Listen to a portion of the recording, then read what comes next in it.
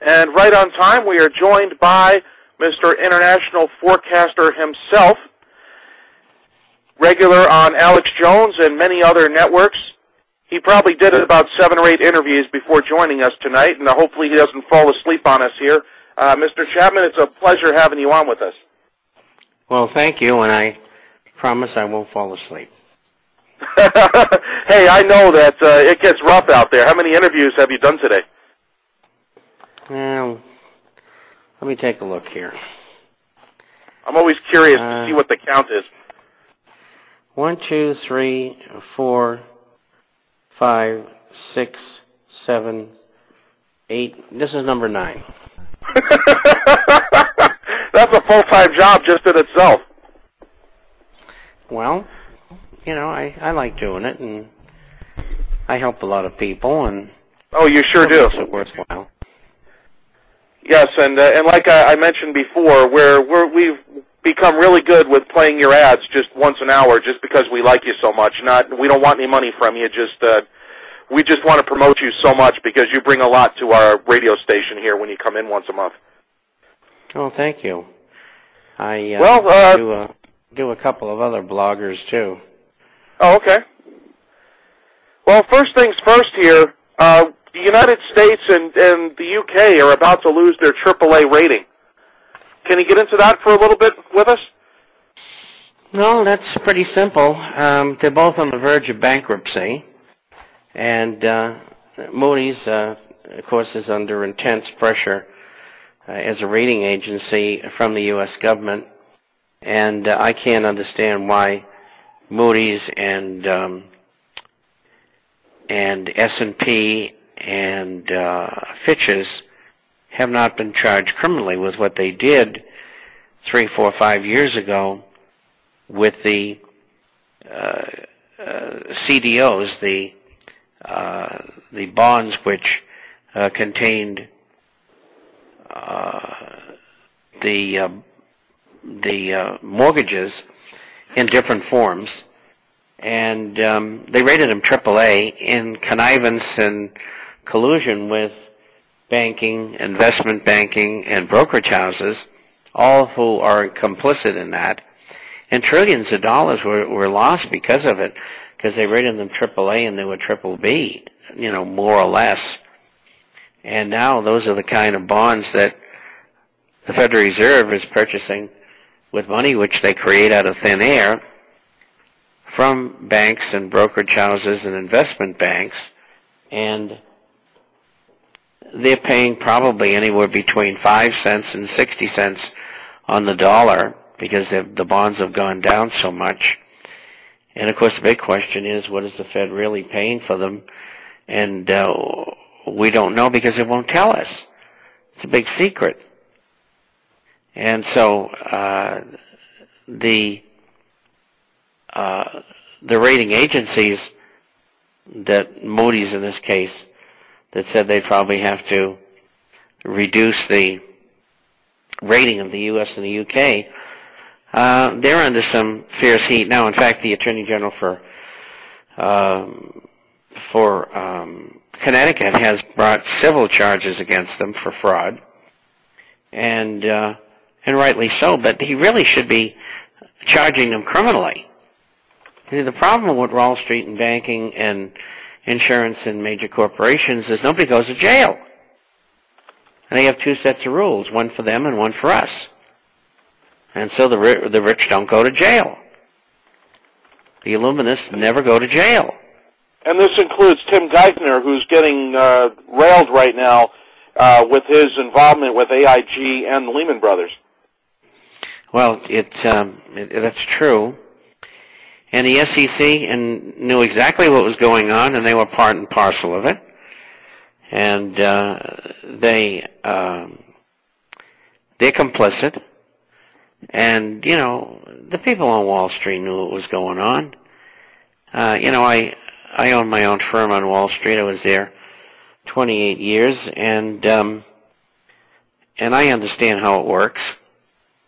Just plain old vanilla, common variety crooks.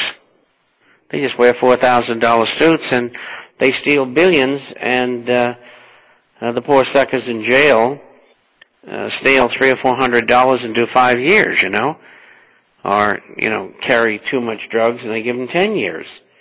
It's ridiculous.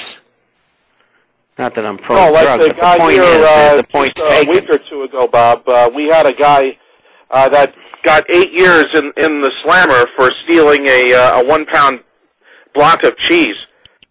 But if you steal trillions of dollars, then you just get promoted and high-fived, basically.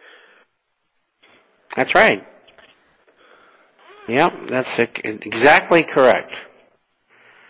And I want to go over this one. The world works. I want to go over also, Bob, here. You heard about the incident with the car wash in Sacramento, correct? Where they got raided because they owed the IRS 4 cents? Yeah, I did hear about that. I put it in the forecaster. How pathetic. How does that work? I mean, they spent hundreds of thousands of taxpayer dollars probably just to collect 4 cents. They couldn't just call the guy and say, hey, send us a nickel? Well, you got to understand what you're dealing with. And they have this infantile mentality. Most of them are things that I don't want to tell you on the radio. Right. And it's very common in law enforcement as well. And they overstep their authority, and they try to make people look like fools. And, of course, that's wrong, but they do it anyway. And all cultures, all societies have always had these kinds of people. And that's where they find their niche. And they're basically psychologically sick people. And that's why they do the things that they do, and that's why they work where they work.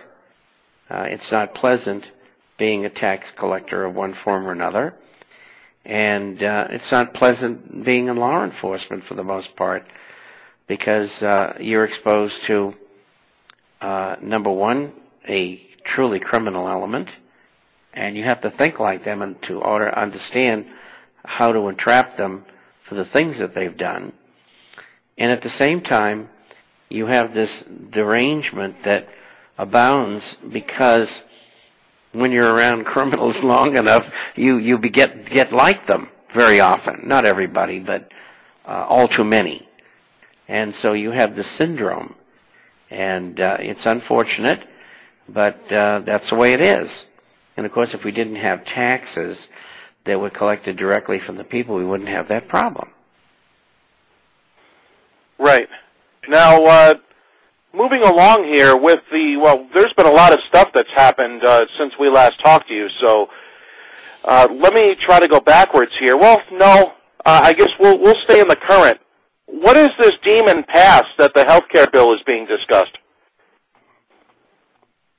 Well, they're trying to say, we want you to approve in reconciliation this bill that we will approve by passing it through both houses, even though it hasn't been voted on and passed. It is one of the most insane things I've ever seen. Constitutionalists and others are outraged. Anybody who is sane within our society should be outraged. It just shows you how low and despicable the scum is that inhabits Washington. And I suppose if they pass it and we can clear a lot of the people who are incumbents out of Washington, maybe we have an opportunity to reverse that in legislation, but I don't know, that's difficult. But the idea would be to stop it now. But they don't care what you think. Over 70% of the population do not want this bill. And they're going to shove it down the public's throat anyway, because it's all about people control and all about getting rid of chronically ill and older people who are ill. and also to enrich the insurance companies, the drug companies, we'll call them pharmaceutical companies, to separate them from the illegal drug dealers. Yeah, the street pharmacist. Street pharmacist, if you may. And also to embellish the riches of hospitals and attendant people. The doctors don't want it because they don't make any decisions anymore under that law. A bureaucrat decides what kind of treatment or operation will be given to somebody, and the doctor has no say in the matter. And people who are chronically ill will have discussions with the bureaucratic staff who will try to convince them